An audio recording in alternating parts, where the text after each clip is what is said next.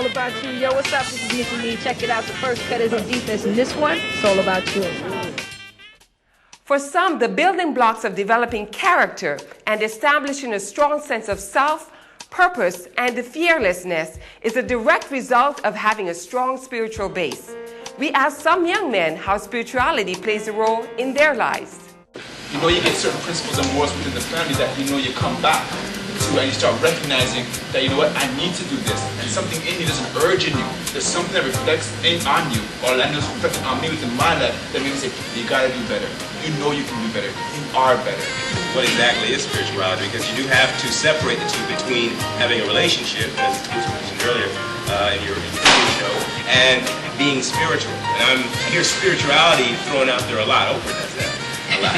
And, I mean, if spirituality means you got $750 million, sign me up. But aside from that, being spiritual, I think, from what I've seen, it's tapping into what you have. It almost stems from a secular, humanistic point of view, where it's I'm doing for me, whereas when you have a relationship and you give up your power and you say, God does for me and through him I can't do, well, then it's different. I think it's really understanding that there's a hunger and a thirsting within the soul or the spirit of every man and woman, and only God can satisfy that. I think nowadays kids are more looking at what's real. A lot of kids can't relate to God.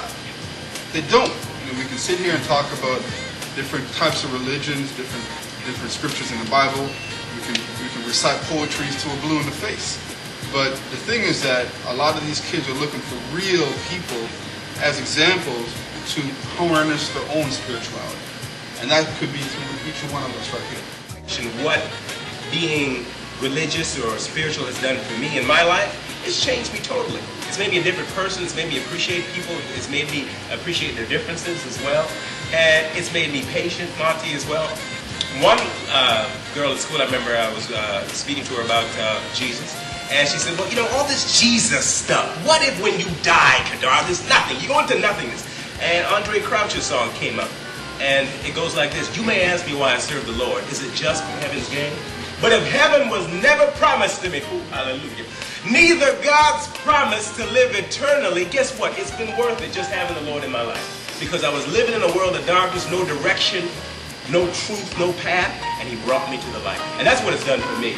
The biggest thing, if we're really honest with each other, is that we're battling through trying to live a life through faith, whatever that is, and a one of fear. Because everyone is looking to be loved in some way, form, or fashion. Whether you're married, whether you're well-established, full of money, there's a part of you, if you're really honest, there's things you've experienced in your childhood and your formative years that tend to haunt you as you go through life. And you try to grapple with that and live a better life.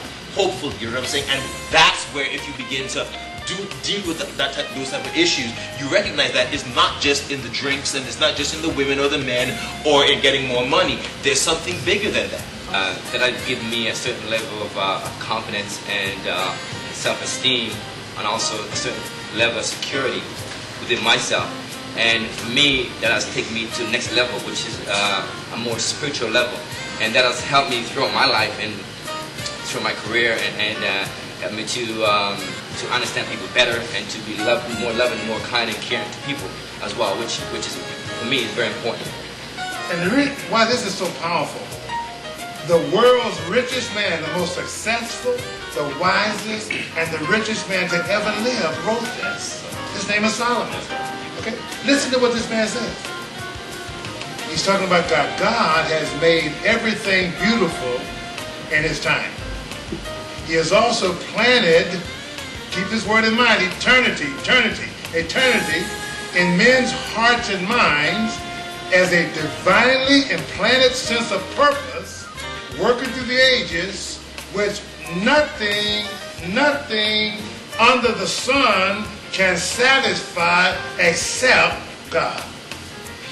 And what we live in a culture where the very environment, the corporate structure, and all this type of stuff that I'm not an expert at, but I am an expert of walking with God. I walk with him daily in my own life and my own trials and struggles, right? Trying to be a better person, the best person I can be. But we live in a culture that tells us, don't tap into that aspect of yourself because it's not really as real as all the other things you need to have.